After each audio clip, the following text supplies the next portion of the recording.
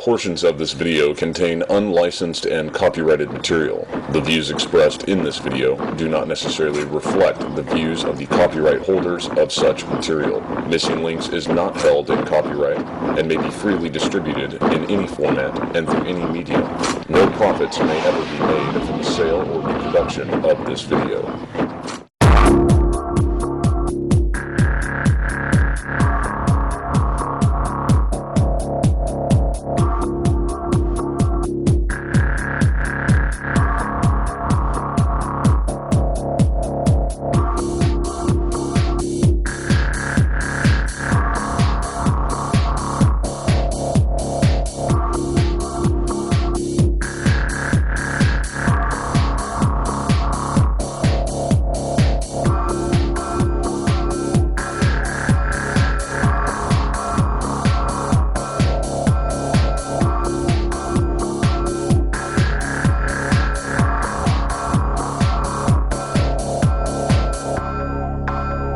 Two suspects are in FBI custody after a truckload of explosives was discovered around the George Washington Bridge.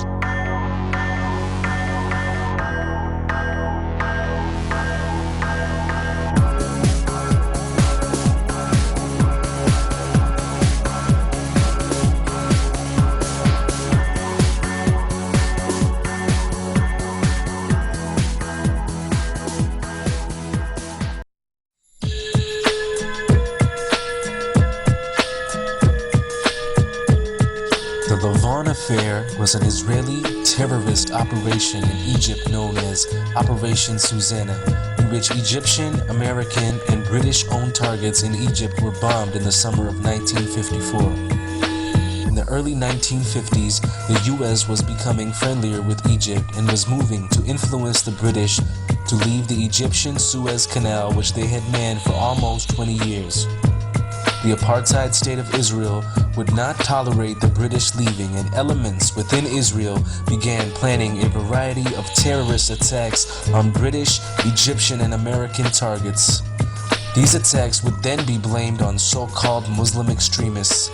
This would incite the anger of the British and the Americans towards Egypt and Islam and sour the burgeoning relationship between Egypt, America, and Britain. This plan for a series of false flag terrorist attacks was codenamed Operation Susanna. A group of Egyptian Jews was recruited to carry out the attacks. Jews in the diaspora that are recruited are known as Sayanim. The first bomb went off on July 2nd when a post office in Alexandria was firebombed.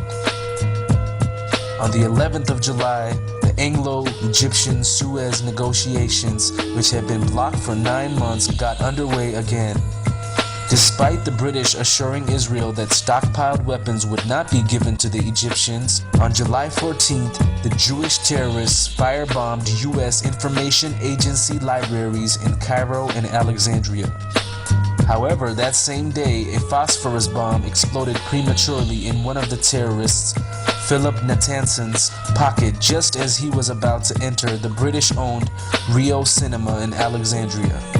His arrest and the subsequent confession led to the breakup of the whole ring. However, while the plot was being investigated, the Zionist Jewish terrorists started fires in 2 Cairo cinemas, in the Central Post Office, and the railway station. After the plot was uncovered, many tried to spin it as an anti-Semitic conspiracy theory. These ad hominem attacks are a common tactic of the Zionists. For more information on this, please read the Jewish American patriot Jack Bernstein's book, The Life of an American Jew in Racist, Marxist Israel. This honest, honorable, and courageous Jew was subsequently assassinated by Mossad. As the trial of the Jewish terrorists became more and more public, Israel was forced to do damage control. They claimed that the Egyptians were tipped off and allowed the attacks to happen.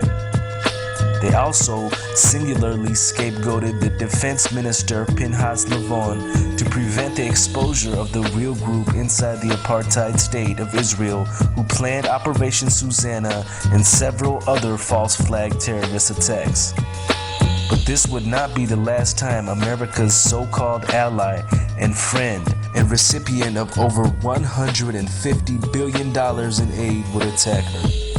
As with the demolition team set off, when you see the old demolitions of these old buildings. It looks like one of those scenes of an old building being purposely dynamited and blown up. Anybody who's ever watched a building being demolished on purpose knows that if you're going to do this, you have to get at the under-infrastructure of a building and bring it down. The way the structure is collapsing, this was the result of something that was planned. It's not accidental that the first tower just happened to collapse and then the second tower just happened to collapse in exactly the same way.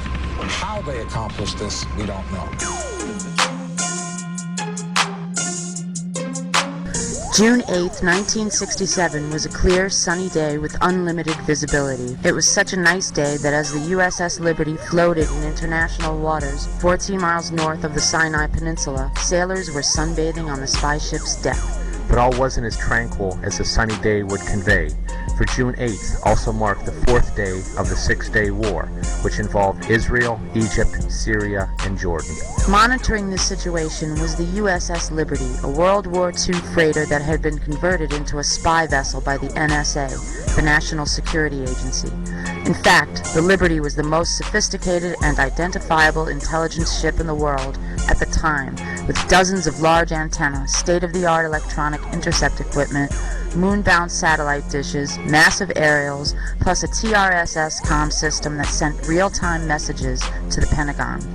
The Liberty also flew a large 5x8-foot American flag, was freshly painted with large white numbers and letters on its bow and hull, and contained no offensive weaponry except for 4 50-caliber machine guns for defensive purposes. These details are important to keep in mind because at 8 o'clock a.m., as the Liberty floated in international waters at less than 5 knots with a 5x8-foot American flag furling in the wind, a squadron of Israeli jets circled the ship at least a dozen times. These reconnaissance planes flew at such low levels, as close as 200 feet, that the sailors aboard the Liberty actually waved to the Israeli pilots. And, as we will show later in this documentary, those commanding these Israeli jets not only ID'd this ship as being of American origin, they also positively ID'd it as being the USS Liberty. Despite being fully aware of its status, at 2 p.m. in the afternoon, 3 unmarked Israeli Mystir and Mirage 3 fighter jets pummeled the Liberty with rockets and cannon fire. These bombers initially went after the ship's antenna and electronics dishes, in the process filling the American flag full of holes. As sailors fled for cover, Liberty crewmen hoisted a new, even larger 7x13-foot flag into the air. But this new, even larger flag didn't stop the Israeli onslaught as they sprayed the Liberty with napalm, the highly incendiary substance burning the sailors' flesh. While this unprovoked act of war was taking place, radio operators aboard the Liberty tried to signal for help, but their SOS distress messages were not heard because the Israelis had deliberately jammed all 5 of the Liberty's emergency radio channels, a phenomenon that shows quite clearly that the interfering party was aware of their target beforehand and had previously zeroed in on it, for to jam a stranger's radio in such a rapid manner is virtually impossible. Unable to get help, the USS Liberty, with 8 sailors already dead and 100 wounded, including Commander William McGonigal, was a sitting duck for the Israelis, who at 2:24 p.m. sent in 3 torpedo boats loaded with thousands of pounds of explosives. With their target already in flames, the Israelis bombed the Liberty with shells, quickly killing 25 more men. As firefighters and medical personnel tried to put out fires and save their ship and crew, they were repeatedly machine-gunned by Israeli aircraft. By 3:15 p.m., after it was apparent that the Israelis didn't want to leave a single man alive, the crew abandoned ship. But as the surviving crewmen fled for their lives, Israeli warships at close range sprayed those rafts aboard the ship with gunfire, along with those carrying the wounded that had already been lowered into the water. It was a sickening display of brutality and savage inhumanity, a total lack of regard for human life. The Israelis wanted no survivors. When word eventually reached the White House, President Lyndon Baines Johnson assumed that it was the Egyptians attacking our ship, so he immediately dispatched air support, which would have reached the Liberty in 40 minutes. But then, when LBJ discovered that it was in fact the Israelis who were attacking our vessel, he immediately called off the rescue. In other words, Phantom jets, already en route from the 6th Fleet, were ordered to turn around and return to their point of origin. Try to let the seriousness of this situation sink in for a moment. Navy fighters launched from the aircraft carriers USS Saratoga and USS America were recalled by the White House. But the blame doesn't stop there. Defense Secretary Robert McNamara and National Security Advisor Walter Rostow at first ordered instantaneous retaliation, but upon discovering that the attack originated from Israel's Haifa base, McNamara called off the exercise. In fact, it was reported later that Robert McNamara was so irate when discovering that Liberty radio men contacted the USS America that he barked, "Tell the 6th Fleet to get those aircraft back immediately." Due to this traitorous behavior, the USS Liberty had to wait 16 hours after the attack stopped before they were rescued by our military forces. It is the only instance in American naval history that a rescue mission was aborted while an American ship was under attack. In all, the Israeli attack on America's USS Liberty, a ship that sat almost motionless in the water with no offensive weaponry while sailors sunbathed on its deck, lasted for 2 full hours, equaling the length of Japan's infamous attack on Pearl Harbor. 821 holes were found in the ship, resulting from aircraft rockets, cannon fire, and torpedo blasts, while over 3,000 holes from Israel's machine gun fire were also counted. Far more tragically, the Israelis killed 34 Americans that fateful day, wounded 171 more, and instigated the worst U.S. naval losses since World War II. And even though U.S. Secretary of State Dean Rusk and Joint Chiefs of Staff Admiral Thomas Moore called this attack deliberate, to this day not one guilty party in Israel or the U.S. has been brought to justice. Well, the thoughts that always come back to us time and time again is how this thing is still being covered up after 40 years. And we know without doubt from those circumstances that it was a deliberate attack. Anyone who looks carefully at the details knows that it was deliberate, and that includes such people as Dean Rusk, as Secretary of State, and all of the heads of all of the intelligence organizations. Will the record show that the statements of Mr. Ennis are correct? Here are a few quotes for your consideration. On the strength of intercept transcripts of pilots' conversations during the attack, the question of the attack's deliberateness just wasn't a disputed issue within the agency. Lieutenant General William E. Odom, former Director, National Security Agency, interview with David Walsh on March 3rd, 2003, reported in Naval Institute Proceedings, June 2003. Inman said he flatly rejected the Crystal thesis that the attack was an accident. Quote, "It is just exceedingly difficult to believe that the USS Liberty was not correctly identified, based on talks with NSA seniors at the time having direct knowledge of intercepted communications. No NSA official could be found who dissented from the deliberate conclusion." Admiral Bobby Ray Inman, United States Navy, Director, National Security Agency, 1977 to 1981, reported in Proceedings, June 2003.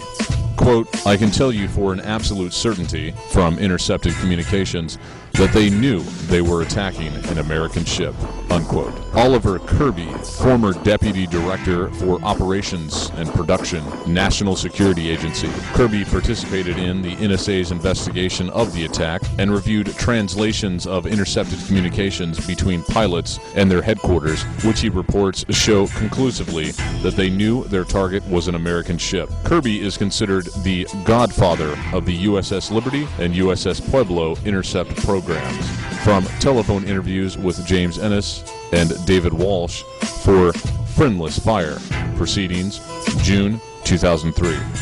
In a handwritten note dated 26 August 1967 by NSA Deputy Director Louis W. Tordella, reacting to the Israeli court decision exonerating Israelis of all the blame for the Liberty attack, it is stated, quote, "A nice whitewash for a group of ignorant, stupid, and inept f***s," unquote.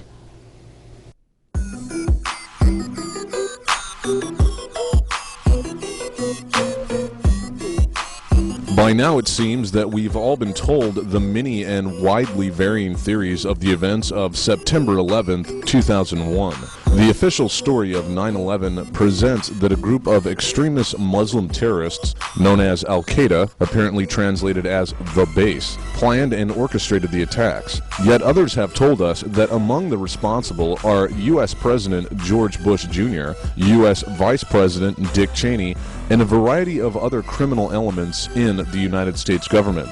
These two conceptions are central to the 9/11 story, while there is some argument on the latter side as to how the events took place. Some theories as to the science of the attacks have presented that the impact of two planes and a fire fueled by jet fuel, which is mostly kerosene, brought down 3 concrete and reinforced steel buildings. Those structures would be World Trade Center Building 1, Building 2, and World Trade Center Building 7. Others posit that controlled demolitions were planted in the towers, while still others have claimed the use of directed energy weapons being beamed into the towers to turn them into dust. Other possibilities have included the use of mini nukes or tactical nuclear devices being used in the basements of the buildings to weaken their foundation. Most recently, the idea that TV fakery was used in place of actual planes. In other words, the theory explains that by combining real explosions with computer graphic footage of fake planes,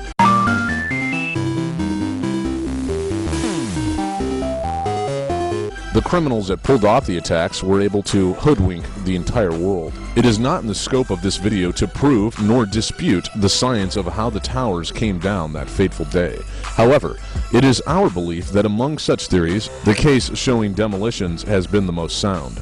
Our intentions in this chapter are to specifically show you who was responsible for this mass murder of Americans. We will examine a group of people who are a corrosive mafia with a racial and religious cohesion. It will become clear how fraudulent theories concerning 9/11 have been fomented and end up benefiting this group, and how the foundational crime of September 11th has been the catalyst for multiple and far-reaching crimes by this well-organized supremacist mafia. It's time we achieve the long-awaited complete truth of what happened on 9/11, because the future of humanity depends upon it.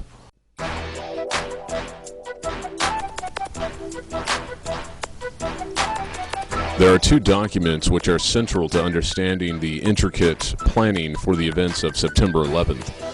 The first is titled A Clean Break, a New Strategy for Securing the Realm, and shortened to the ACB doc. The ACB was created in Israel at the IASPS. The core of the document illustrated a systematic plan to conquer the Middle East by engineering a flawless image of Israel and promoting the state as a great ally of the United States. The ACB doc was essentially duplicated in the so-called Republican think tank called the Project for a New American Century, also referred to as PNAC. The same Jewish authors of the ACB doc wrote PNAC's paper called Rebuilding America's Defenses, in which they called for a catalyzing event, like a new Pearl Harbor. PNAC is at first called a Republican think tank, but finds itself later termed a neocon or neoconservative group. The reality is that neocon is just another layer of the onion that covers up the existence of the Jewish criminal network. So long as they keep calling the network anything other than specifically a Jewish criminal network, then their greatest strength, which is their racial cohesion, goes undetected. PNAC, the Project for a New American Century, was not a neocon or even a Zionist think tank, but a Jewish criminal think tank. This crime network existed long before Zionism was ever codified. Therefore, it is absolutely appropriate and necessary for us to refer to it as the Jewish criminal network, as opposed to merely using the term Zionism, although that term is sometimes employed. PNAC consists of several non-Jewish criminal personalities, but be certain that its primary function is to serve the will of the Jewish mafia and the terrorist state of Israel.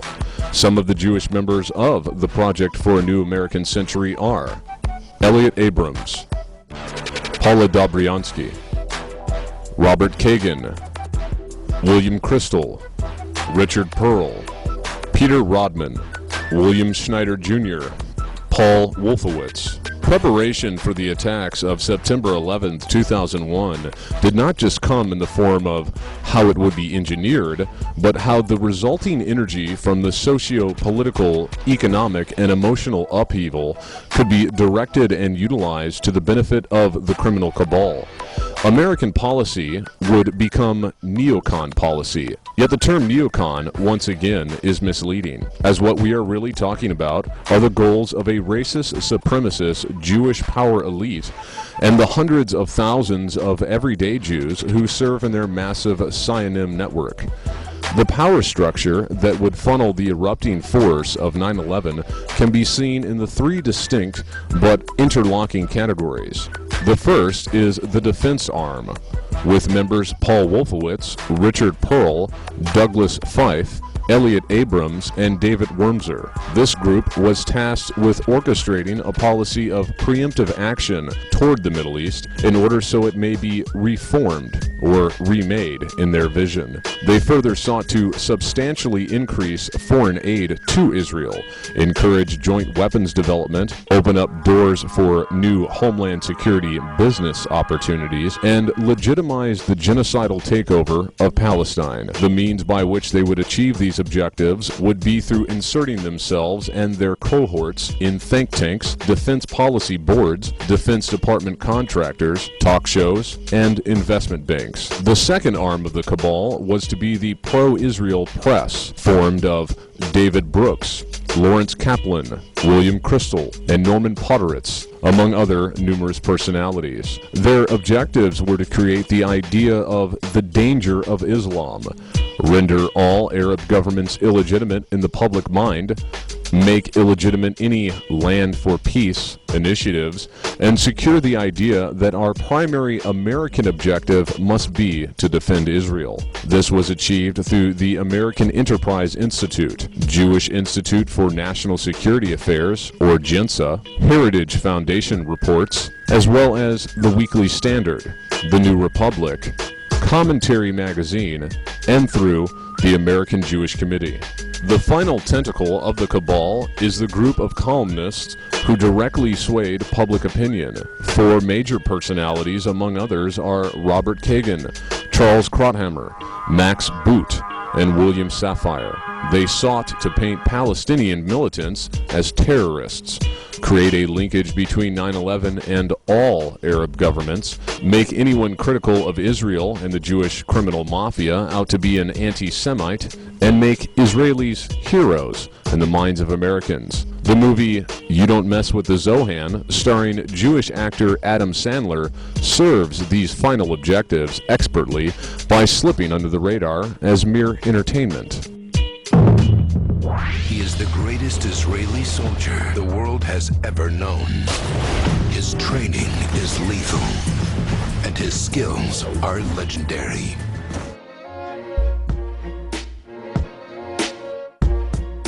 In October 2000, approximately 11 months prior to September 11, 2001, a former Israeli Defense Force, or IDF member, and veteran of the Yom Kippur War, 1973, was collecting English ivy cuttings at the Gomel Chesed Cemetery located at McKellen and 245 Mount Olive Avenue in Newark, New Jersey. The Gomel Chesed Cemetery is a Jewish cemetery. While he was scouting the cemetery for ivy cuttings, he overheard what he believed to be a conversation spoken in Hebrew, which drew his attention. As he watched and listened, a third man arrived to the meeting in a Lincoln Town Car.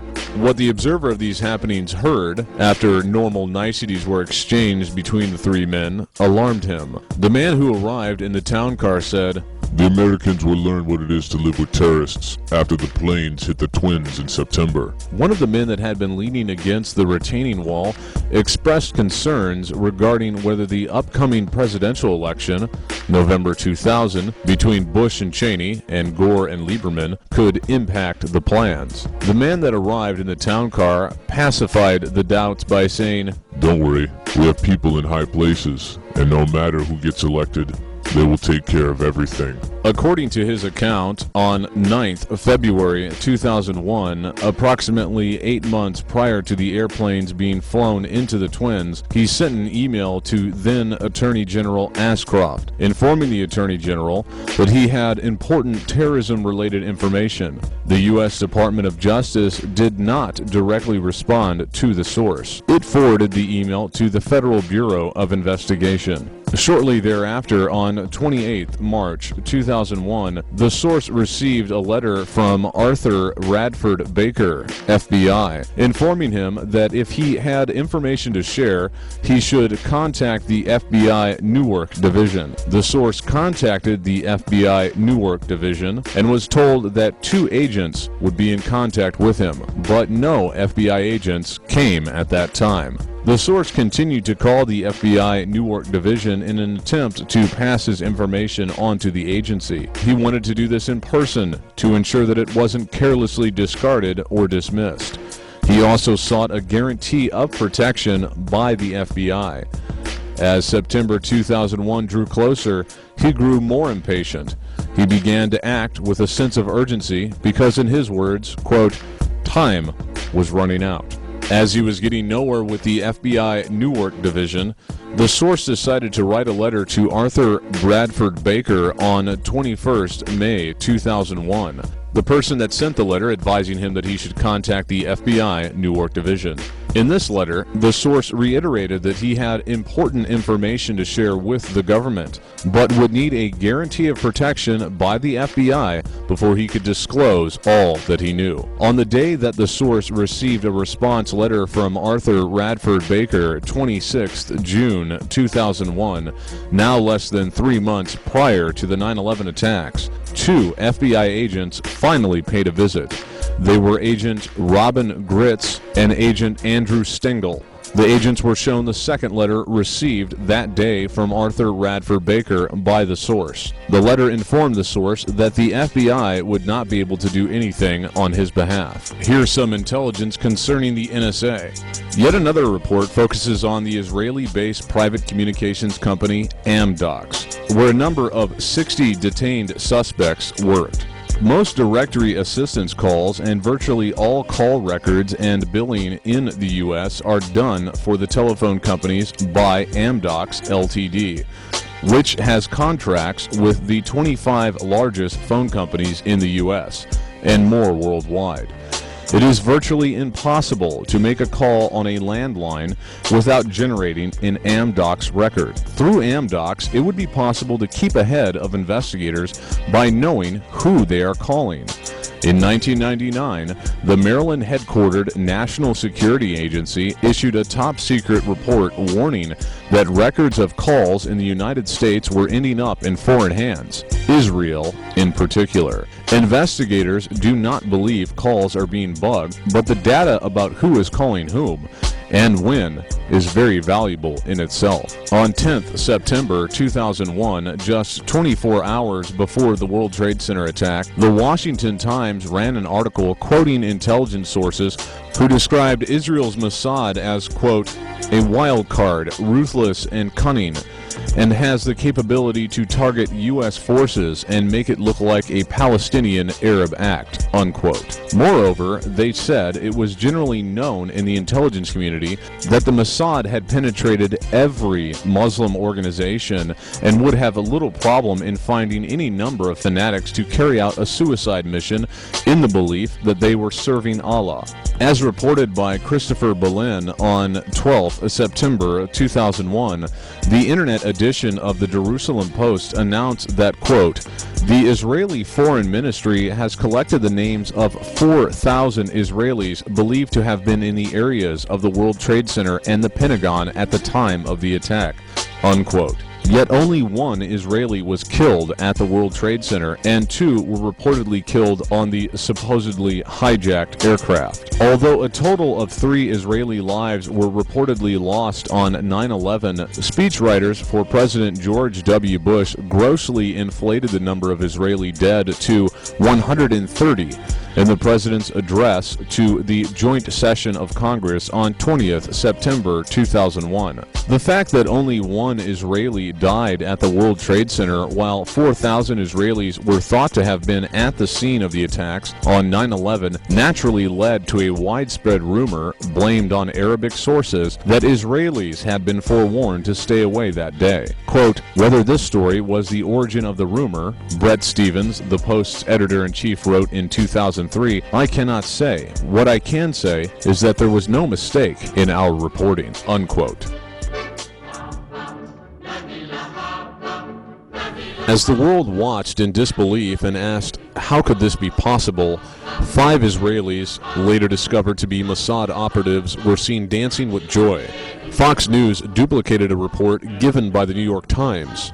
Little space was given to this information, but they did in fact state that, quote, a group of 5 men had set up video cameras aimed at the Twin Towers prior to the attack on Tuesday and were seen congratulating one another afterwards, unquote. Police received several calls from angry New Jersey residents claiming Middle Eastern men, quote-unquote, with a white van were videotaping the disaster with shouts of joy and mockery. They were seen by New Jersey residents on September 11th making fun of the World Trade Center ruins and going to extreme lengths to photograph themselves in front of the wreckage. Witnesses saw them jumping for joy in Liberty State Park after the initial impact. Later on, other witnesses saw them celebrating on a roof in Weehawken. I grabbed my binoculars and I could see the towers from my windows. And this is where I'm looking. And all of a sudden, down there, I see this van park. And I see 3 guys on top of the van. And I could see that they were like happy. They didn't look shocked to me. They didn't look shocked. I thought it was very strange. We had received an all-points bulletin, and I just happened to see the van and, hollered over to my lieutenant, I think that could be the van. We checked it out, and it was. We were all on edge, obviously, so I really wasn't looking to make friends with these people, and neither were the officers that I were with. Once we started talking to them, they were pretty much like, hey, we're not against you, we're with you. And still other witnesses later saw them celebrating with high fives in a Jersey City parking lot. Another witness stated, quote, it looked like they were hooked in with this. It looked like they knew what was going to happen when they were at Liberty State Park. One anonymous phone call to authorities actually led them to close down all of New York's bridges and tunnels. The mystery caller told the 911 dispatcher that a group of Palestinians were mixing a bomb inside of a white van headed for the Holland Tunnel. Here's the transcript from NBC News. Jersey City Police. Yes, we have a white van, 2 or 3 guys in there. They look like Palestinians and going around a building. There's a minivan heading toward the Holland Tunnel. I see the guy by Newark Airport mixing some junk, and he has those chic uniform. He has what? He's dressed like an Arab. The caller seems honest enough, but consider this. Why would the anonymous caller specifically say that these Arabs were Palestinians? How would he know that? Furthermore, Palestinians usually dress in Western-style clothes, not chic uniforms. Based on that phone call, police then issued a be-on-the-lookout alert for a white minivan heading for the city's bridges and tunnels from New Jersey. The description was given as this: white, 2000 Chevrolet van with urban moving systems sign on back, seen at Liberty State Park, Jersey City, New Jersey, at the time of first impact of jetliner into World Trade Center. 3 individuals with van were seen celebrating after initial impact and subsequent explosion. FBI Newark Field Office requests that, if the van is located, hold for prints and detain individuals. When a van fitting the exact description was stopped just before crossing into New York, the suspicious Middle Easterners were apprehended. Imagine the surprise of the police officers when these terror suspects turned out to be Israelis. According to ABC's 2020, when the van belonging to the cheering Israelis was stopped by the police, the driver of the van, Savan Kurtzberg, told the officers, "We are Israelis. We are not your problem. Your problems are our problems. The Palestinians are your problem." Why did he feel that the Palestinians were a problem for the NYPD? The police and FBI field agents became very suspicious when they found maps of the city with certain places highlighted. Box cutters, the same items that the hijackers supposedly used, $4,700 cash stuffed in a sock, and foreign passports. Police also told the Bergen Record that bomb-sniffing dogs were brought to the van and that they reacted as if they had smelled explosives. The FBI seized and developed their photos, one of which shows Savon Kurtzberg flicking a cigarette lighter in front of the smoldering ruins in an apparently celebratory gesture. The Jerusalem Post later reported that a white van with a bomb was stopped as it approached the George Washington Bridge, but the ethnicity of the suspects was not revealed. Here's what the Jerusalem Post reported on 12th September 2001. Quote, American security services overnight stopped a car bomb on the George Washington Bridge. The van, packed with explosives, was stopped on an approach ramp to the bridge. Authorities suspect the terrorists intended to blow up the main crossing between New Jersey and New York, Army Radio reported, unquote. The Jewish weekly called The Forward reported that the FBI finally concluded that at least 2 of the detained Israelis were agents working for the Mossad, the Israeli intelligence agency, and that Urban Moving Systems, the ostensible employer of the 5 Israelis, was a front operation. This was confirmed by 2 former CIA officers, and they noted that movers' vans are a common intelligence cover. The Israelis were held in custody for 71 days before being quietly released. Quote, there was no question but that the order to close down the investigation came from the White House. It was immediately assumed at CIA headquarters that this basically was going to be a cover-up so that the Israelis would not be implicated in any way in 9/11, unquote. Several of the detainees discussed their experience in America on an Israeli talk show after their return home.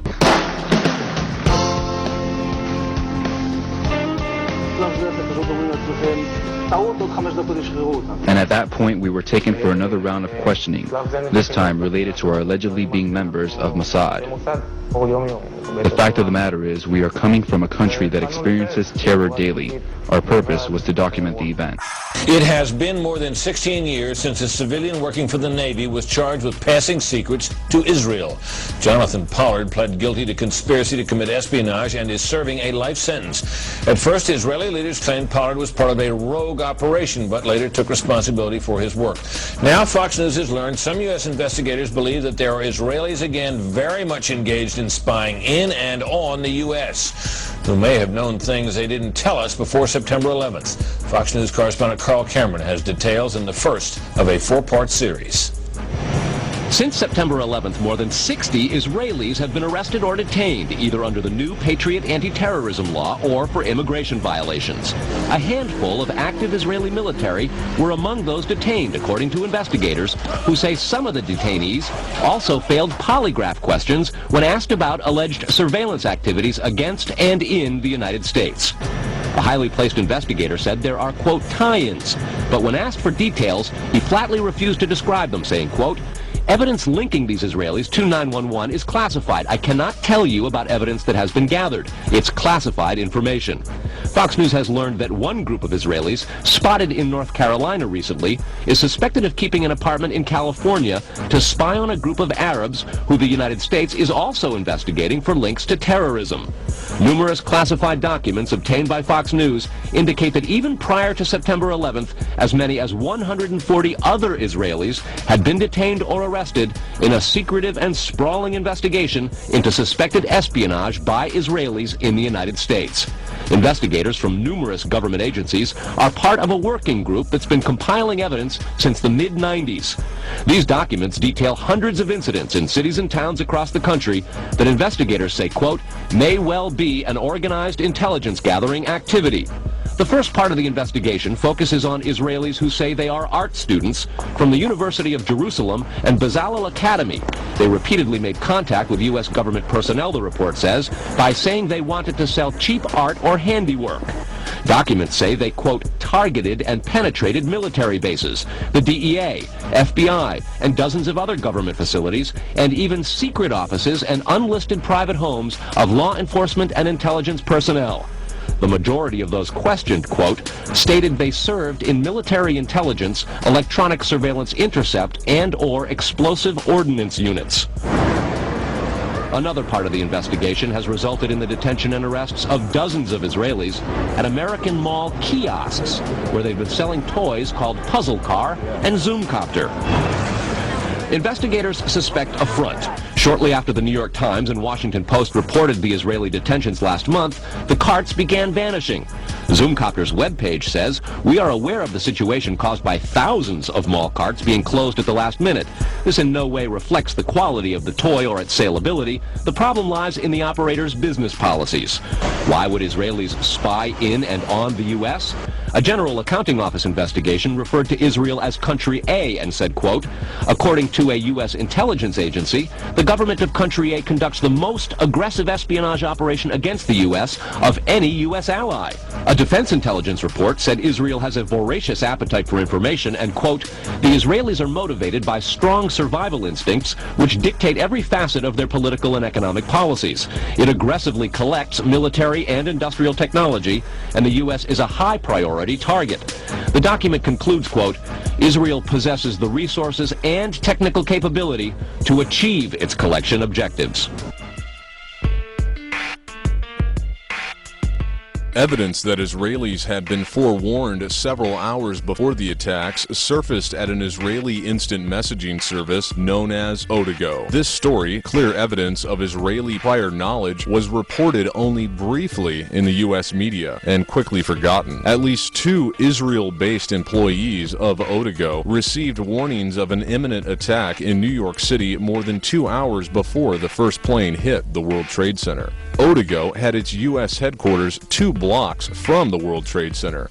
The Odago employees, however, did not pass the warning on to authorities in New York City, a move that could have saved thousands of lives. Odago has a feature called People Finder that allows users to seek out and contact others based on certain demographics, such as an Israeli nationality. 2 weeks after 9/11, Alex Diamandis, Odago's vice president, reportedly said, quote, "It was possible that the attack warning was broadcast to other Odago members, but the company has not received reports of other recipients of the message," unquote. The internet address of the sender was given to the FBI, and 2 months later it was reported that the FBI was still investigating the matter. There have been no media reports since. Odago, like many Israeli software companies, is based and has its research and development center in Herzliya, Israel, the small town north of Tel Aviv, which happens to be where Mossad's headquarters are located. Shortly after 9/11, Odago was taken over by Converse Technology, another Israeli company.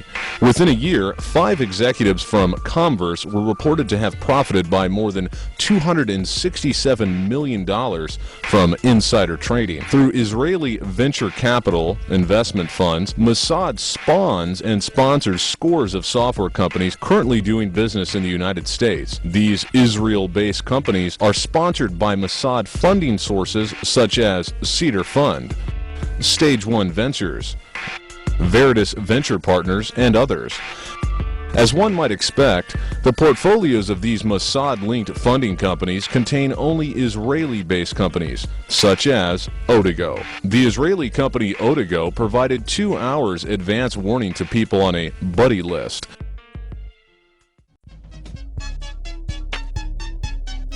In addition to the Odago early warning, it is reported that the Tokyo branch of Goldman Sachs also released a memo on 10th September 2001 that warned its employees to steer clear of any American government buildings. Even if one believes that 19 hijackers, not from Iraq, Iran, or Afghanistan, but Saudi Arabia, were responsible for the events of September 11th, it would seem wise for us to at least hold the airport security responsible for letting those men board the plane. The airport security was handled by an Israeli company called ICTS. Ezra Harrell, a Jew, is the owner. The company is registered in the Netherlands and was employed at Charles de Gaulle Airport to screen passengers boarding U.S. planes. Most of its personnel are ex-Shin Bet officers. The company covered security at Boston's Logan Airport, where the American Airlines plane came down after flight attendants and passengers reportedly overpowered Richard Reed. You might recall Reed as the man who supposedly had a shoe bomb. If Reed was really dangerous and not just an innocent man the Jewish elite used to incite more fear of terrorism, why did ICTS allow him on the plane? Is ICTS's security really that shoddy? ICTS's own website states that it sells services to every airport from which the hijacked planes on 9/11 operated, including security services, and this is sometimes done through wholly owned subsidiaries like Huntley USA Corporation. It has been suggested that the incredible feat of hijacking 4 aircraft without a single arrest at the gate would require the resources of a nation-state. This is even more true with the revelation that at least one gun had managed to board a hijacked plane. One company had automatic inside access to all of the airports from which hijacked planes departed on 9/11, and to the airports used by Richard Reed, the shoe bomber, an Israeli company, one that Mossad agents could easily find employment with without the management knowing who they were or what their purpose really was. As an additional note to ICTS's complicity, hours before the House version of the first so-called Patriot Act went to a vote, technical corrections, quote-unquote, were inserted into the body of the legislation whereby foreign security companies, such as ICTS International, would be immune from lawsuits related to the events of 9/11. Talk about not being available for deposition. This Patriot Act legislation sleight of hand occurred before the inception of the 9/11 Commission, when fearless leader George W. Bush was still resisting the very idea of an investigation into 9/11. Hence, in the face of an institutional cover-up, citizens were denied the possibility of a discovery process which is normally afforded to litigants. Without such discovery process, ICTS International would never be compelled by a court of law to give testimony and show evidence related to the missing airport video surveillance tapes of 9/11 or any other aspect of security measures in place on 9/11. A few quotes to digest. Evidence linking these Israelis to 911 is classified. I cannot tell you about evidence that has been gathered. It's classified information. But investigators within the DEA, INS, and FBI have all told Fox News that to pursue or even suggest Israeli spying through Converse is considered career suicide. While an Israeli real estate magnate from Australia insured his 99-year lease on the retail space of the World Trade Center against terrorism, one of Israel's biggest companies pulled out of the North Tower just days before September 11th. Zim American Israeli Shipping Company, Incorporated, broke the lease when it vacated the rented offices on the 16th and 17th floors of the North Tower of the World Trade Center shortly before the September 11th disaster. According to intelligence, Zim's World Trade Center office space had been leased until the end of the year, and the company lost $50,000 when it suddenly pulled out in the beginning of September. The parent company, Zim Israel Navigation Company, is nearly half owned by the State of Israel, the other half held by Israel Corp. Zim is one of the world's largest container shipping companies, operating an international network of shipping lines. The Israeli company's move out of the World Trade Center 1 week before the attacks saw the forfeiture of $50,000 in broken lease fees. Zim has since moved part of its operations to Houston, Texas. FBI agent Mike Dick aggressively investigated this Israeli ring before and after 9/11. Like another investigator by the name of O'Neill, Mike soon found himself removed from his duties on the orders of the then head of the Justice Department's Criminal Division, Michael Chertoff, a dual citizen of Israel. Dick was very suspicious when Israeli movers quickly moved Zim American Israeli Shipping Company out of its 10,000 square feet of office space on the 17th floor of the North Tower of the World Trade Center, and subsequent forfeiture of a $50,000 security deposit when they vacated 1 week prior to 9/11. According to a CIA non-official cover or NOC source or NOC source who worked with Dick, Israeli movers moved explosives into the 17th floor office space after Zim moved out. After 9/11, Dick, as well as the CIA NOC, were harassed by their superiors on orders from above. Those orders came from the Jew Michael Chertoff. Dick was first relieved of his primary counter-espionage duties, eventually sent to Pakistan to investigate the kidnapping of Wall Street Journal reporter Daniel Pearl, and eventually buried in a desk job at FBI headquarters in Washington, D.C. According to the CIA source, Pearl was murdered because he was getting too close to the money trail that financed 9/11. The CIA source said, quote, "The same group that beheaded Pearl in Pakistan did the beheadings in Iraq," unquote. The source added that the beheadings were not Al-Qaeda. The CIA source, who emphasized his past Republican credentials, emphasized that Al-Qaeda was merely a list of arms dealers, mercenaries, drug dealers, financiers, and terrorists used by the CIA and Saudis during the Afghan Mujahideen war against the Soviets. The source also iterated that all the 9/11 hijackers had fake IDs during a joint CIA-FBI operation against lead hijacker Mohammed Atta in Fort Lee, New Jersey in 2000. The CIA and FBI team leaders complained to their superiors that their operation was being photographed by Israeli agents, thus compromising the operation. The CIA source affirmed that the Israelis in New Jersey were providing cover for the future hijacker teams. O'Neill had discovered that some of his Al-Qaeda targets, quote-unquote, were involved in some very un-Islamic fundamentalist activities, including drug smuggling, teenage prostitution, and blood diamond dealing. Los Angeles, 1997.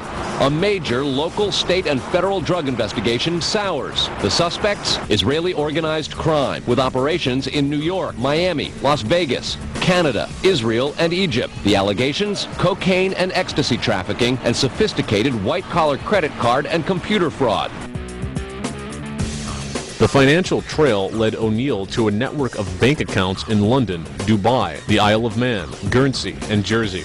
The network investigated coincided exactly with the activities being carried out by the Russian-Israeli mafia. Recall that the BBC reported on 23rd September 2001 that the so-called suicide hijackers were still alive. So were there any hijackers, let alone a lead hijacker? It appears the Jewish criminal network is inventing more villains.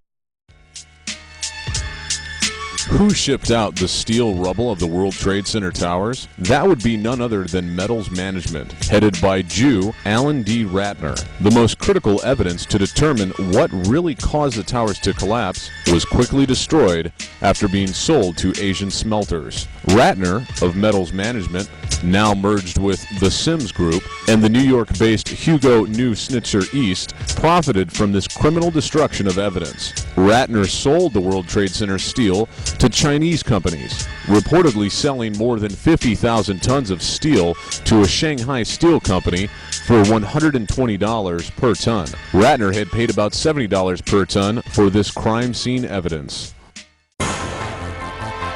Another central element of understanding how the attacks could be pulled off by the Jewish power elite would be a careful review of the number of dual Israeli citizens serving in the various branches of our government. The primary question here is, how could a person be a citizen of two countries at the same time?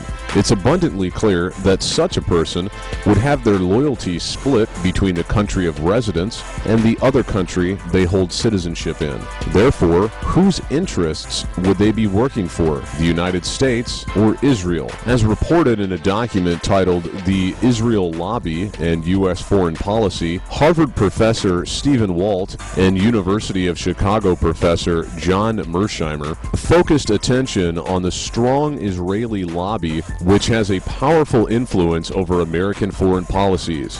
They detail the influence the lobby has exerted, forming a series of international policies which can be viewed as in direct opposition to the interests and security of the American people. These acts and policies are more often than not carried out by U.S. government appointees who hold powerful positions and who are dual American Israeli citizens. Since the policies they support are often exclusively beneficial to Israel, often to the detriment of America, it has been argued that their loyalties are misdirected. A few classic examples can be cited here.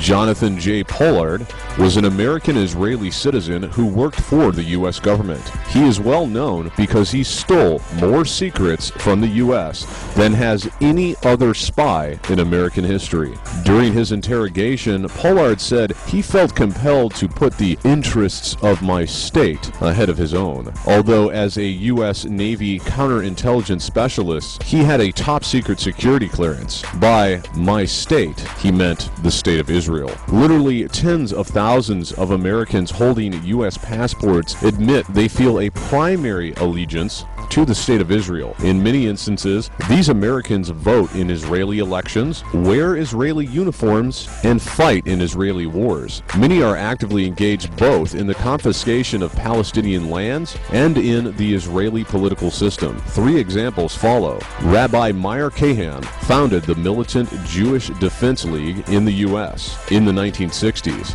then immigrated to Israel, where he was elected to the Knesset until he was shot and killed at one of the U.S. fundraising rallies in 1990. The Brooklyn-born rabbi shuttled between Tel Aviv and New York, where he recruited militant American Jews for his activities in Israel against Palestinians. He claimed to be a dual citizen of America and Israel. Another Jew, James Mahone, from Alexandria, Virginia, reportedly was on a secret mission to kill PLO chairman Yasser Arafat when he was shot in 1980 by an unknown assailant. When he was shot, Mahone held an American M16 in his hand and a U.S. passport in his pocket. Alan Harry Goodman, an American Jew who left his home in Baltimore, Maryland, flew to Israel and served in the Israeli army. Then, on 11th April 1982, armed with an Uzi submachine gun, he walked alone to Al-Aqsa, Jerusalem's most holy Islamic shrine, where he opened fire, killing 2 Palestinians and wounding others. Both the U.S. and Israeli governments played down the incident, as did the Jewish-controlled media. Most recently, U.S. Navy Petty Officer Ariel J. Weinman, while serving at or near Bahrain, Mexico, and Austria, quote, with intent or reason to believe it would be used to the injury of the United States or to the advantage of a foreign nation, Israel, attempted to communicate, deliver, or transmit classified, confidential, and secret information relating to the national defense to a representative, officer, agent, or employee of a foreign government, unquote. Weinman was apprehended on 26 March after being listed as a, quote, deserter by his command, unquote, according to the U.S. Navy. The information he gathered was supplied to Israel. On 22nd April 2008, Ben Ami Kaddish, a Connecticut-born U.S. dual citizen who worked in New Jersey, was arrested and charged with giving top-secret nuclear information and details about the U.S. Patriot missile to an Israeli agent, the same agent involved with the J. Pollard case. The espionage charges reportedly stem from acts committed in the 1980s. These activities, like the ones with convicted spy Pollard, were immediately denied by Israel. Pollard pleaded guilty in 1986. It is further reported that Israeli officials instructed Kaddish to lie to U.S. investigators. Kaddish was scheduled to be arraigned on Tuesday afternoon, 22nd April 2008, at U.S. District Court in Manhattan, authorities said. The examples of Kahan, Mahone, Goodman, and Weinman raise the question of when a U.S. citizen ceases to be, or should cease to be, a U.S. citizen. U.S. law at one time clearly stated that an American citizen owed first allegiance to the United States. A U.S. citizen should not fight in a foreign army or hold high office in a foreign country without risking expatriation. What happened? It was the 1940 Nationality Act. In Section 401E of the 1940 Nationality Act provides that a U.S. citizen, whether by birth or naturalization, quote, shall lose his U.S. nationality by voting in a political election in a foreign state, unquote. This law was tested many times. In 1958, For instance, an American citizen named Perez voted in a Mexican election. The case went to the Supreme Court, where the majority opinion held that Perez must lose his American nationality. The court said Congress could provide for expatriation as a reasonable way of preventing embarrassment to the United States in its foreign relations. But then something very odd happened. In 1967, an American Jew, Beis Ephraim, received an exemption that set a precedent exclusively for American Jews. Ephraim, born in Poland in 1895, immigrated to America in 1912 and became a naturalized U.S. citizen in 1926. In 1950, aged 55, he immigrated to Israel and became an Israeli citizen. In 1951, Ephraim voted in an Israeli Knesset election and in 5 political elections that followed. So, by all standards, he lost his American citizenship, right? Wrong. After living in Israel for a decade, Ephraim wished to return to New York. In 1960, he asked the U.S. consulate in Haifa for an American passport. The Department of State refused the application, invoking Section 401E of the Nationality Act, the same ruling that had stripped the American citizen named Perez of his U.S. citizenship. Attorneys acting for Ephraim took his case to a Washington, D.C. district court, which upheld the law. Then, his attorneys appealed to the Court of Appeals. This court also upheld the law. The attorneys for Ephraim then moved the case on to the Supreme Court. Here, with Supreme Court Justice Abby Fortas, Lyndon Johnson's former attorney and one of the most powerful Jews, casting the swing vote, the court voted 5-4 in favor of Ephraim. The court held that the U.S. government had no right to rob Ephraim of his American citizenship. The court, reversing its previous judgment as regards the Mexican American, ruled that Ephraim had not shown intent to lose his citizenship by voting in Israeli elections. While Washington claims it has a good neighbor policy with Mexico, the U.S. does not permit Mexicans to hold dual nationality. The U.S. makes them become either U.S. or Mexican. You can't be both. But the U.S., in its special relationship with Israel, has become very sympathetic to allowing Israeli Americans to retain 2 nationalities and allowing U.S. citizens not only to hold public office in Israel, but to hold U.S. government positions as well. No other country holds this special exception to our laws of citizenship. So, you may ask, are there any other dual Israel-American citizens who hold U.S. government positions that could compromise American security? The answer is yes. Consider the following list. Michael Mukasey, recently appointed as U.S. Attorney General. Mukasey also was the judge in the litigation between developer Larry Silverstein and several insurance companies arising from the destruction of the World Trade Center on 9/11/2001.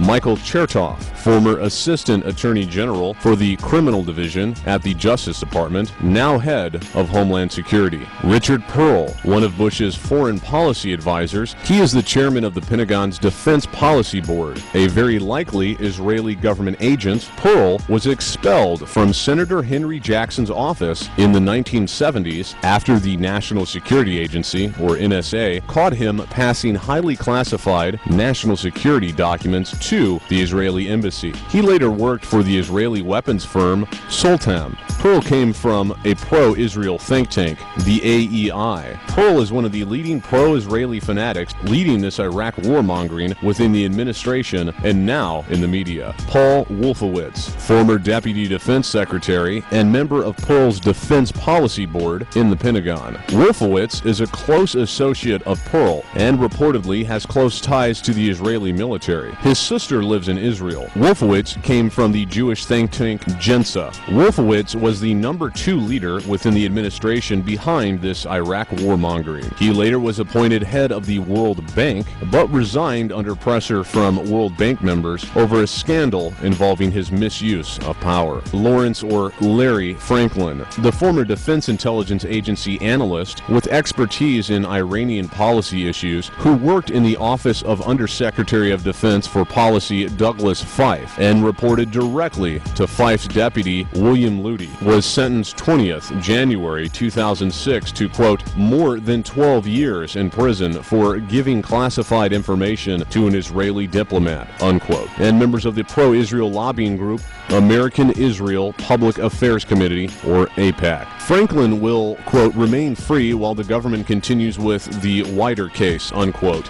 And his, quote, prison time could be sharply reduced in return for his help in prosecuting, unquote, former AIPAC members Stephen J. Rosen and Keith Wiseman. As an update to this, the trial with these AIPAC spies has been postponed indefinitely. How could the trial be postponed indefinitely? Kevin DeGregory was the head prosecuting attorney, but weeks prior to the trial, he had retired from his position as prosecutor to go work for a Jewish law firm.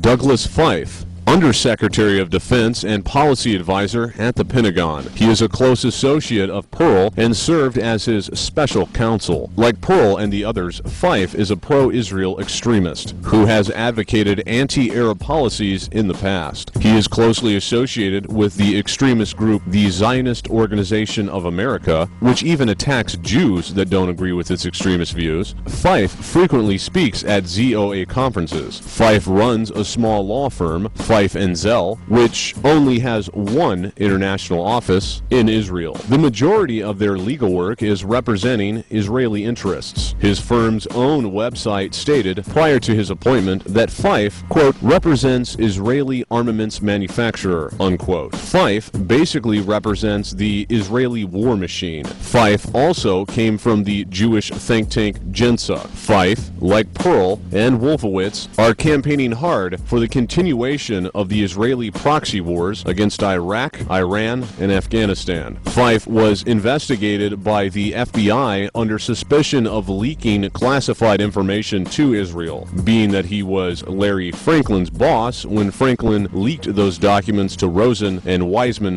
of AIPAC. For that, he was forced to leave the National Security Council. Fife was also investigated by the Senate Intelligence Committee for sexing up intelligence that was used to justify invading Iraq. Edward Lutwick, member of the National Security Study Group of the Department of Defense at the Pentagon, Lutwick is reportedly an Israeli citizen and has taught in Israel. He frequently writes for Israeli and pro-Israeli newspapers and journals. Lutwick is an Israeli extremist whose main theme in many of his articles is the necessity of the U.S. waging war against Iraq and Iran. Henry Kissinger, one of the many Pentagon advisors, Kissinger sits on the Pentagon's Defense Policy Board under Pearl. For detailed information about Kissinger's evil past, read Seymour Hersh's book, Price of Power, Kissinger in the Nixon White House. Kissinger likely had a part in the Watergate crimes, Southeast Asia mass murders, which is Vietnam, Cambodia, and Laos, installing Chilean mass murdering dictator Pinochet, Operation Condor's mass killings in South America, and more recently served as Serbia's ex-dictator Slobodan Milosevic's advisor. He consistently advocated going to war against Iraq. Kissinger is the Ariel Sharon of the U.S. Unfortunately, President Bush nominated Kissinger as chairman of the September 11th Investigating Commission. It's like picking a bank robber to investigate a fraud scandal. He later declined this job under enormous protests. Dov Zakheim. Dov Zakheim is an ordained rabbi and reportedly holds Israeli citizenship. Zakheim attended Jews College in London and became an ordained Orthodox Jewish rabbi in 1973. He was adjunct professor at New York's Jewish Yeshiva University. Zakheim is close to the Israeli lobby. Dov Zakheim is also a member of the Council on Foreign Relations, or CFR, and in 2000 a co-author of the project for the New American Century's position paper titled Rebuilding America's Defenses, advocating the necessity for a Pearl Harbor-like incident to mobilize the country into war with Israel's enemies, mostly Middle Eastern Muslim nations. He was appointed by Bush as Pentagon Comptroller from 4th May 2001 to 10th March 2004. At that time, he was unable to explain the disappearance of $1 trillion. Actually, nearly 3 years earlier, Donald Rumsfeld announced on 10th September 2001 that an audit discovered $2.3 trillion was also missing from the Pentagon books. That story, as mentioned, was buried under 9/11's rubble. The two sums disappeared under Zakheim's watch. Despite these suspicions, on 6th May 2004, Zakheim took a lucrative position at Bose Allen Hamilton, one of the most prestigious strategy consulting firms in the world. One of its clients then was Blessed Relief, a charity said to be a front for Osama bin Laden. Bose Allen and Hamilton then also worked closely with DARPA, the Defense Advanced Research Projects Agency, which is the research arm of the Department of Defense. Intelligence concerning Dove tells us that he is a dual Israeli-American citizen and has been tracking the halls of the U.S. government for 25 years, casting defense policy and influence on Presidents Reagan, Clinton, Bush Sr., and Bush Jr. Further intelligence points out that most of Israel's armaments were gotten thanks to him. Squads of U.S. F-16s and F-15s were classified as military surplus and sold to Israel at a fraction of their value. Kenneth Edelman, one of the many Pentagon advisors, Edelman also sits on the Pentagon's Defense Policy Board under Pearl and is another extremist pro-Israel advisor who supported going to war against Iraq. Edelman frequently is a guest on Fox News and often expresses extremist and often ridiculous anti-Arab and anti-Muslim views. Through his racism or ignorance, he actually called Arabs anti-Semitic on Fox News, dated 28 November 2001, when he could have looked it up in the dictionary to find out that Arabs, by definition, are Semitic people. They are Semites. Louis Scooter Libby, Vice President Dick Cheney's ex-chief of staff, as chief pro-Israel Jewish advisor to Cheney, it helps explain why Cheney is so gun-ho to invade Iran. Libby is longtime associate of Wolfowitz. Libby was also a lawyer for convicted felon and Israeli spy Mark Rich, whom Clinton pardoned in his last days as president. Libby was recently found guilty of lying to federal investigators in the Valerie Plame affair, in which Plame, a covert CIA agent, was exposed for political revenge by the Bush administration following her husband's revelations about the lies leading to the Iraq War. Robert Satloff, U.S. National Security Council advisor, Satloff was the executive director of the Israeli lobby's think tank, Washington Institute for Near East Policy. Many of the Israeli lobby's experts come from this front group, like Martin Indyke. Elliot Abrams, National Security Council advisor, he previously worked at Washington-based think tank Ethics and Public Policy Center. During the Reagan administration, Abrams was the Assistant Secretary of State, handling, for the most part, Latin American affairs. Played an important role in the Iran-Contra scandal, which involved illegally selling U.S. weapons to Iran to fight Iraq, and illegally funding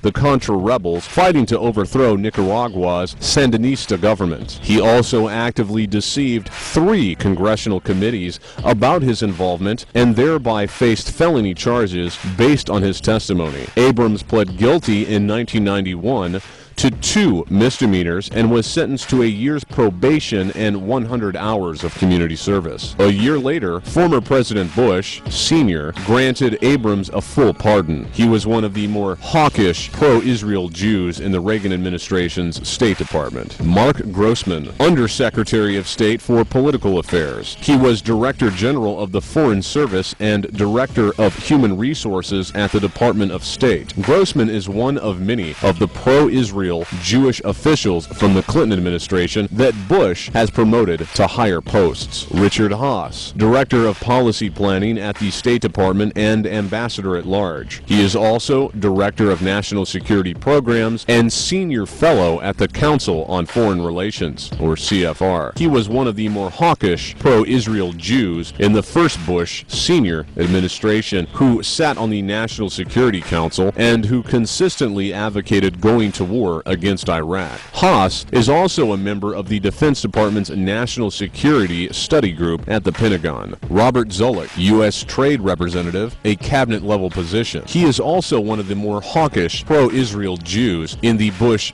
Jr. administration who advocated invading Iraq and occupying a portion of the country in order to set up a Vichy-style puppet government. He consistently advocates going to war against Iran. Ari Fleischer, ex-White House spokesman for the Bush Jr. administration, prominent in the Jewish community. Some reports state that he holds Israeli citizenship. Fleischer is closely connected to the extremist Jewish group called the Chabad Lubavitch Hasidics, who follow the Kabbalah and hold very extremist and insulting views of non-Jews. Fleischer was the co-president of the Chabad's Capital Jewish Forum. He received the Young Leadership Award from the American Friends of Lubavitch in October 2001. James Selsinger, one of many Pentagon advisors, Selsinger also sits on the Pentagon's Defense Policy Board under Pearl and is another extremist pro-Israel advisor who supported going to war against Iraq. Selsinger is also a commissioner of the Defense Department's National Security Study Group at the Pentagon. David Frum, White House speechwriter behind the Axis of Evil label, he lumped together all the lies and accusations against Iraq for Bush to justify the war. Joshua Bolten, White House Deputy Chief of Staff, Bolten was previously a banker, former legislative aide, and prominent in the Jewish community. John Bolton, former UN representative and Undersecretary of State for Arms Control and International Security. Bolton is also a senior advisor to President Bush. Prior to this position, Bolton was senior vice president of the above-mentioned pro-Israel think tank, AEI. He recently, October 2002, accused Syria of having a nuclear program so that they can attack Syria after Iraq or Iran. He must have forgotten that Israel has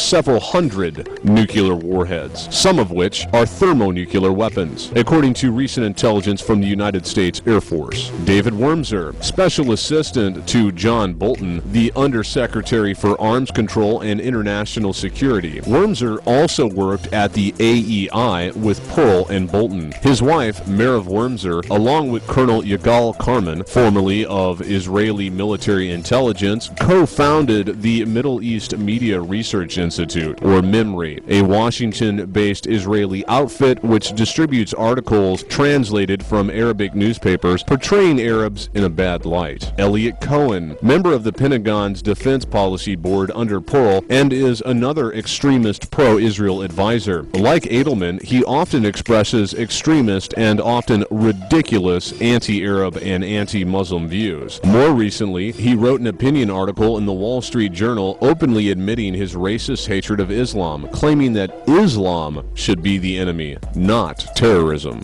Look, sometimes the word neoconservative is used when what they really would like to say is Jew. They being people who use that kind of language. And as a Jew, I find it offensive. There are two things that are despicable about it. The first is the imputation of dual loyalties. What they really would like to say is Jew.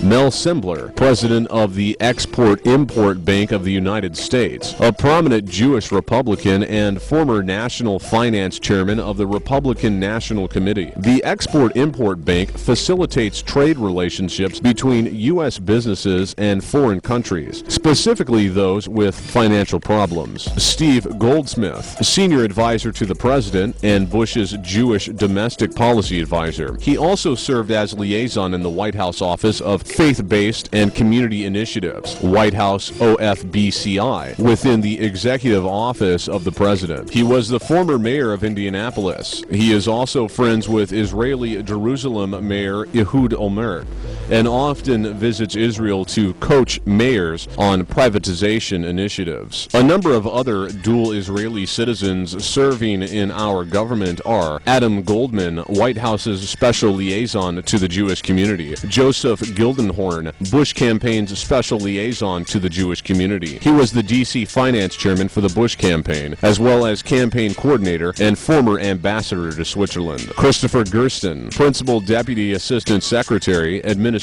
for children and families at HHS. Gersten was the former executive director of the Republican Jewish Coalition, husband of labor secretary. Mark Weinberger, assistant secretary of housing and urban development for public affairs. Samuel Bodden, Rodman, Deputy Secretary of Commerce. He was the chairman and CEO of Cabot Corporation in Boston, Massachusetts. Bonnie Cohen, Undersecretary of State for Management. Ruth Davis, Director of Foreign Service Institute, who reports to the Office of Undersecretary for Management. This office is responsible for training all Department of State staff, including ambassadors. Daniel Kurtzer, Ambassador to Israel. Cliff Sobel, Ambassador to the Netherlands. Stuart Bernstein, Ambassador to Denmark. Nancy Brinker, Ambassador to Hungary. Frank Lavin, Ambassador to Singapore. Ron Weiser, Ambassador to Slovakia. Mel Sebler, Ambassador to Italy, mentioned earlier. Martin Silverstein, Ambassador to Uruguay. Lincoln Bloomfield, Assistant Secretary of State for Political Military Affairs. Jay Lefkowitz, Deputy Assistant to the President and Director of the Domestic Policy Council. Ken Millman, White House Political Director, and Brad Blakeman, White House Director of Scheduling.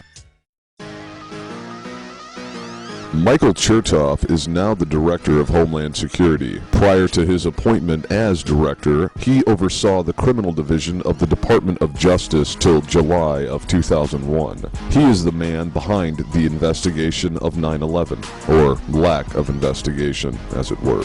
Chertoff was the U.S. prosecuting attorney for the District of New Jersey. Michael Chertoff is the person who had control of the evidence and prosecution of the first bombing of the World Trade Center. Chertoff's father is a man by the name of Gershon Baruch Chertoff, who happens to be a Talmudic rabbi.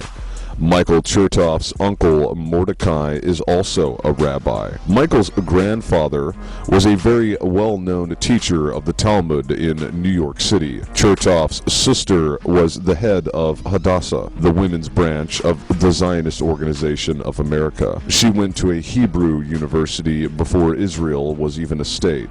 The Chertoff family was one of the founding families of the State of Israel. Michael Chertoff's aunt works with the Zionist movement in London, Chicago, and New York City. Chertoff's power over domestic security is enormous at this point. He is the head boss of departments like the TSA, or Transportation Security Administration, U.S. Customs and Border Patrol, U.S. Immigration, U.S. Secret Service, FEMA, and the corresponding detention camps ran by FEMA, U.S. Coast Guard, federal law enforcement, training centers, domestic nuclear detection office, National Cyber Security Center, to name a few. Chertoff has direct access to the Department of Justice and the FBI because he has many Jewish cohorts in strategic positions throughout these departments. It has been a guarded secret for quite some time that Michael Chertoff was the author of the Patriot Act, a bill edited by Viet Din that effectively nullifies the Constitution of the United States of America and the Bill of Rights. It was originally common knowledge that Ashcroft was the author of the so-called Patriot Act, but it was Chertoff who engineered this traitorous bill. It should also be noted that Chertoff has direct access to every single police and sheriff department in the country because since the creation of the Department of Homeland Security, they have appointed people in every police department to have a liaison for the DHS. This dual citizen of Israel, with obvious loyalties not to the United States, will be in direct control of events as they happen if martial law is ever declared on Americans. We must go forward in our timeline to the year 2007 to understand this next piece of telling but peculiar evidence. It is necessary to understand how the Jewish crime network continues to function undetected by the average person. Their operatives and Sionim informants and assistants must play all sides and every side to retain the illusion that they aren't working on the same side. They play friend and associate, entertainer, business partner, villain, and hero. If we examine the tragic events of the Virginia Tech shooting, we find Cho Seung-Hui shooting two individuals at 7:15 a.m. This was reported to the authorities as gunfire, and one person dead on the scene. 2 hours went by before Cho opened fire on several dozen persons at the campus's Norris Hall. Why didn't the school president warn the students and suspend classes? The school president is none other than Charles Steger, a Jew. Steger was silent for approximately 2 hours. This is reminiscent of the Audigo employees who received a warning about the 9/11 attacks, but apparently decided not to save non-Jewish lives by sharing that information with others. 2 students reported that they could have been able to put Cho down with their firearms, but recent restrictions to carrying guns to school passed by Steger disarmed them, allowing Cho to safely gun down students with neither a warning to them nor the ability of brave men to handle the situation with legally owned firearms. If you examine the gun control laws of the past 100 years, you will find members of the Jewish crime network putting such laws in place. It is a fact that restriction of firearms means a higher crime rate, but that is a subject for another video. All this eventually returns to the subject of 9/11 by way of Virginia Tech professor Liviu Librescu. At age 76 and approximately 145 pounds soaking wet, he was supposedly able to hold off Cho and reportedly then saved the lives of several students. So our hero of the day, despite the obvious finger pointing at the Jewish crime network via school president Charles Steger, is none other than Jewish Librescu. So, who is one of the key heroes of the day on 9/11? Despite mounting evidence demonstrated herein that the attacks were orchestrated by Jews and their non-Jewish criminal cohorts, we find that the hero of Flight 93 is none other than Jeremy Glick, a Jew.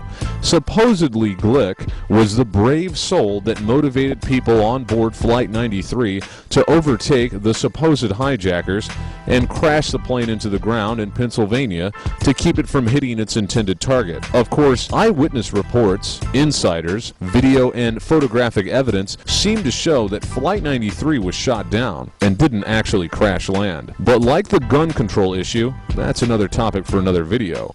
So, of the supposedly 3 Jews that died on 9/11, one miraculously turns out to be a hero of the day, along with the Jewish hero of Virginia Tech, of course. Quite a mathematical absurdity.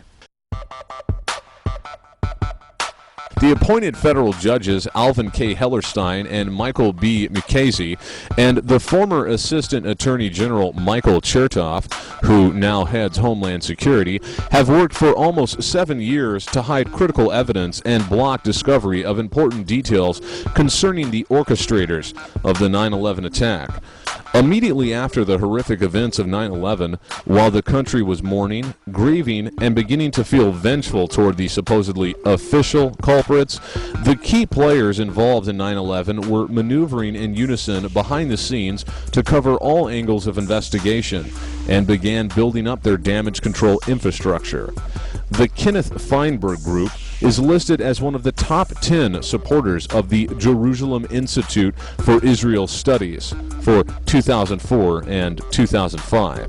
The Jerusalem Institute is an Israel-based Zionist organization that supports the building of the illegal separation wall across Palestine, for example.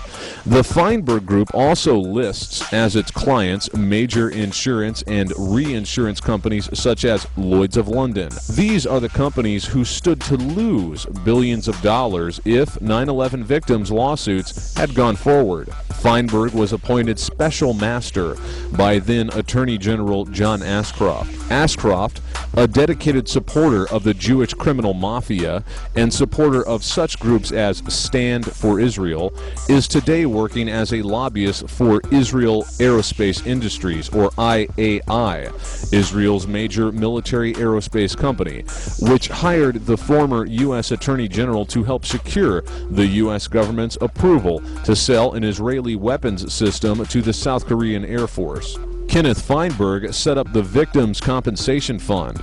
This was a treasure chest of some $7 billion in taxpayer money that would be forked out to the victims of the Israeli 9/11 attack. Since undoubtedly many families lost their primary breadwinner on 9/11, they had a choice between a sizable payout or a long drawn-out investigation with little to no guarantee of success if they chose to pursue legal action against the airlines and the passenger screening security companies. Thus, 97% of eligible victims' families waive their rights to litigate against the government, the airlines, and the security companies responsible for passenger screening at the airports. This prevented any discoveries that could be made via legal battle in the courts for nearly every relative of a victim of 9/11. However, our so-called Israeli allies who masterminded 9/11 weren't satisfied with a 97% cover-up. Enter two very dedicated criminal Jews with close ties to the Israeli crime network and judges who very conveniently belong to the same synagogue. Judge Alvin Hellerstein and our new Attorney General, Michael McKaysey. A little background on Hellerstein is necessary here. Judge Hellerstein has a deep and long-standing connection to the Jewish criminal network and close family ties to the State of Israel. Judge Hellerstein's wife is a former senior vice president and current treasurer of a New York-based Jewish organization called AMIT. AMIT promotes Jewish immigration to Israel and stands for Americans for Israel and Torah. AMIT's motto is Building Israel, one child at a time. Judge Hellerstein, age 73, is also a longtime member of the Jewish Center of New York and a former president of the Board of Jewish Education of Greater New York. This raises the obvious question about why, in the 9/11 terror case in which an Israeli security company is a key defendant and in which individuals from Israeli military intelligence are suspected of being involved, was Hellerstein chosen to preside over all 9/11 victim lawsuits? And who chose him? Judge Alvin Hellerstein has stated, quote, "There is an extraordinary public benefit in having these cases resolved and not allowing through them the wounds of 9/11 suffered by our entire society to keep festering." Hellerstein's mission was to quickly resolve the